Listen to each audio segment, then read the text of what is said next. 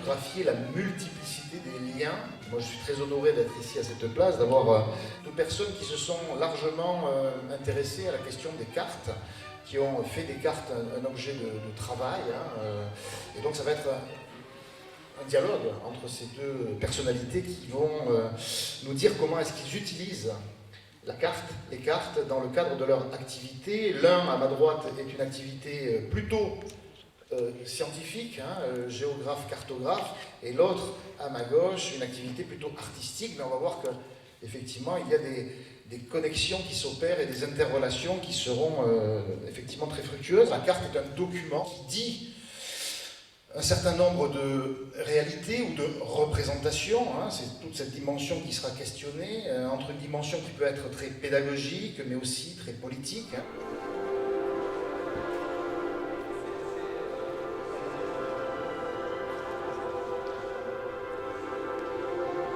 Alors cette pièce s'appelle Carte du monde décousue, c'est une pièce de 2017 et j'ai découpé sur un morceau de feutre toutes les frontières du monde en laissant que des points de liaison pour pas que ça s'écroule.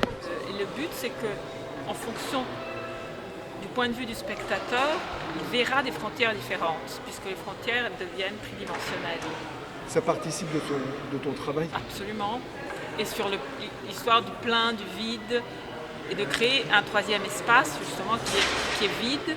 Il y a le traitement entre la terre et la mer de la même couleur, donc c'est traiter le monde comme un tout, et c'est aussi traité comme une peau, c'est-à-dire la fragilité du monde. Et le fait que pour que ça tienne debout, il faut quand même qu'il y ait des points de liaison, comme entre les êtres humains. Quand je suis en Italie, ils me prennent pour quelqu'un qui n'est pas italien. Quand je suis en France, ils me prennent pour quelqu'un qui n'est pas française. Et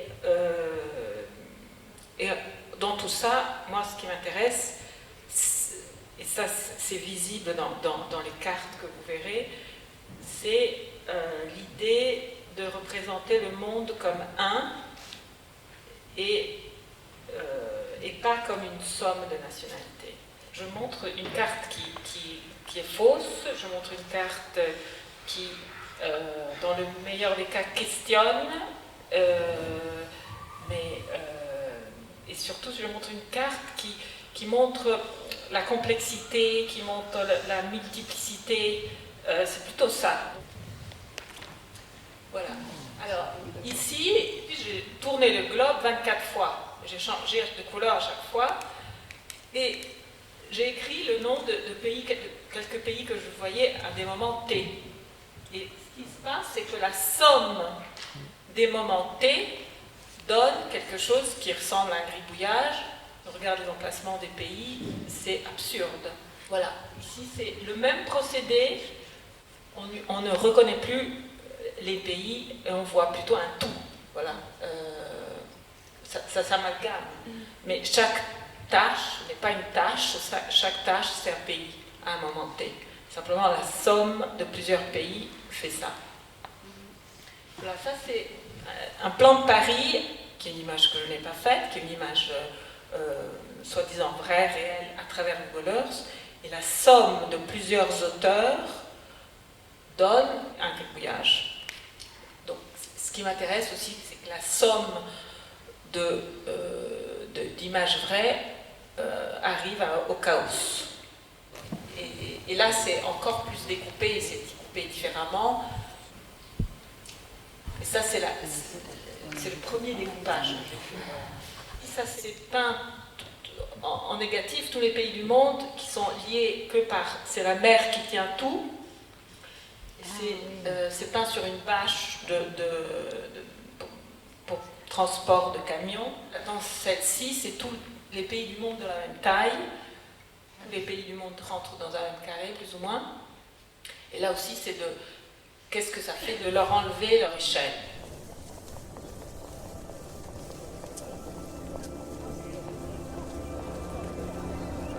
Le problème aujourd'hui, c'est que les gens continuent à penser leur petit territoire, voilà. Et non seulement pour une raison donc de sens, mais aussi parce que les cartes, c'est sous-entendu des choses qu'on a toujours vues Et ce qui m'intéresse, c'est de le voir autrement. C'est pour ça que le pliage m'intéresse, parce que quand on plie quelque chose, on change le sens de la chose.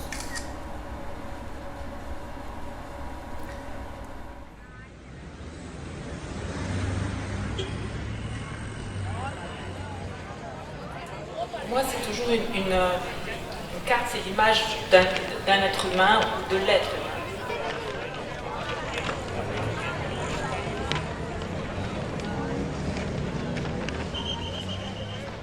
Le fait qu'aujourd'hui, la première chose qu'on demande à quelqu'un, c'est s'il a une adresse, s'il a une nationalité, c'est quelque chose de très violent. Et pour exister, il faut être mis dans un tiroir. Dans une case. Voilà, dans une case. Et voilà, ça c'est toujours ces mêmes pays, plus ou moins de la même taille, c'est-à-dire qu'ils entrent tous dans un même périmètre. Je les ai superposés.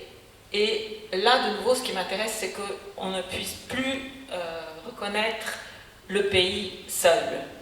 L'idée que dans chaque pays, il y a d'autres pays. Voilà.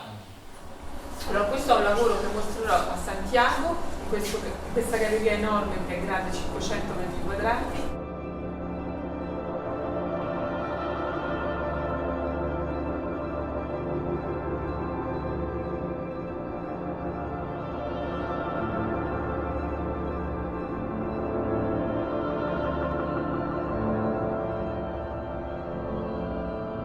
J'ai travaillé avec cette grille qu'on voit là, qui est juste une grille très simple. Voilà. Je l'ai photographiée de façon différente. Ensuite, je l'ai projetée sur la toile. J'ai peint les vides et on voit cette grille donc, en réserve où la toile qui est foncée derrière est visible. Je voulais qu'il y ait comme une vibration, c'est pour ça que les tons à chaque fois sont différents. Et je travaille soit vertical, soit par terre. Tous les pays en réalité sont peints ensuite, la plupart par terre. Et donc je peins à chaque fois vertical, par terre, puis je remets vertical, puis par terre. C'est très physique, avec des dimensions comme ça. Là, on voit le Chili qui devient l'Indonésie. Parce que ce qui m'amuse, c'est aussi qu'on reconnaît, c'est pas vraiment la Russie qui est le pays le plus grand au monde. Je l'ai fait plutôt petite.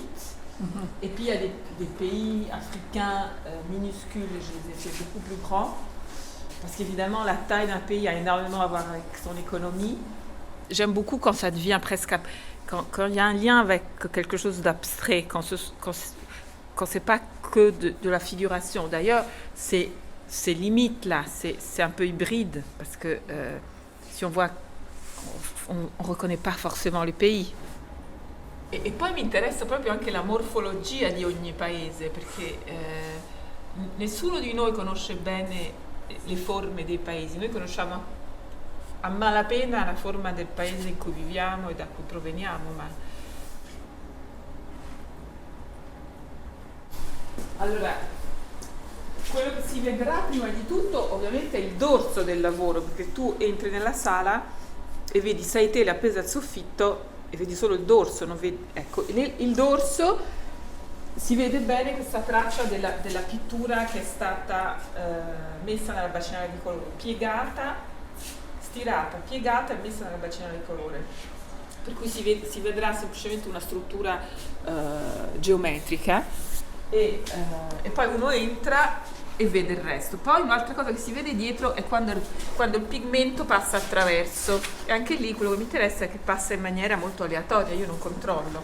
E sempre nel mio lavoro mi interessa che ci sia una parte decisa da me e una parte non decisa da me, come per esempio il fatto che la piega della tela fa sì che qui c'è un movimento della tela che la pittura quando cade si ferma e crea questa cosa qua. E questo è dovuto dalla piega, non è dovuto da nient'altro che dalla piega. Per cui quello che mi interessa è sempre che c'è una gestualità, che poi la pittura avvenga in un modo non solo attraverso il pennello. Ça c'est pas peint, ça c'est la couleur imbibée dans la couleur qui en fonction de comment elle est imbibée fait cette forme-là. La raison principale pour laquelle je peins, c'est la couleur. C'est la couleur. Ouais. Et depuis toujours, c'est cette personne-là qui m'a amené à ça. Voilà. Je pouvais pas pleurer en paix maintenant. Pas pleurer devant la caméra. Tu vas quand même pas pleurer devant la caméra. Non, je pleure pas. Je pleure pas, mais je veux pas. Je veux pas que tu me vois.